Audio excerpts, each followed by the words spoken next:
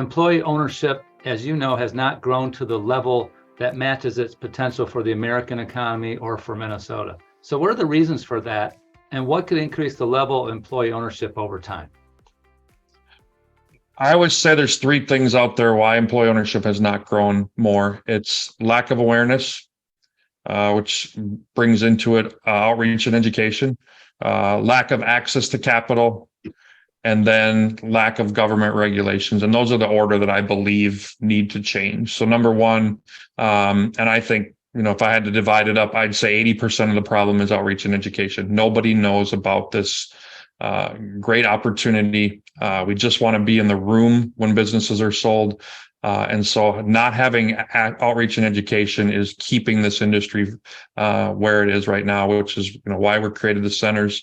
I think we saw that. We were so happy. The omnibus bill that was just passed in Congress actually now has funding for states for the next, starting in 2025. There's funding for outreach and education, strictly for employee ownership, outreach and education.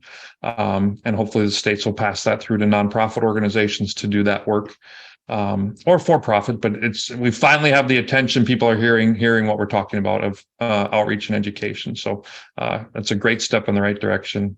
The second thing, and the smaller the business, the more this is true, is this lack of access to capital. If you have a business that's worth, $1 million, and this is all that the husband and wife have done their entire career, more than likely they haven't saved a lot. This has been their bread and butter. Their retirement plan is their company. And for them to get a check and walk away from a third-party sale, that's what they need to retire. And so in an employee ownership model, typically that's not the case. Typically the owners have to have a loan, with the company, so whether it's 20% or 100%, but there is some skin in the game where they are not going to get money up front. And so the more capital that we can get to loan to the company that the business owner does not have to carry themselves, the more attractive this is going to be. Because when a business owner is ready to sell, people are bringing checks to the table. Employee ownership doesn't bring a check to the table. You have to go find the check. You have to go find the lender to help with this transaction. And so that lack of access to capital really hurts. Again, lots of new kinds of things are happening.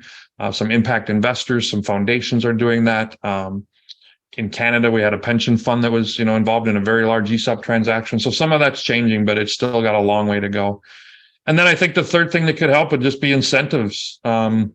There are incentives for some employee-owned companies or some employee ownership models like ESOPs, but the more incentives we can give to banks to lend, the more incentives we can give to business owners to sell to their employee owners at the state level. Anything we can do to get people thinking about employee ownership and give them an incentive from a government standpoint, I think that could also help.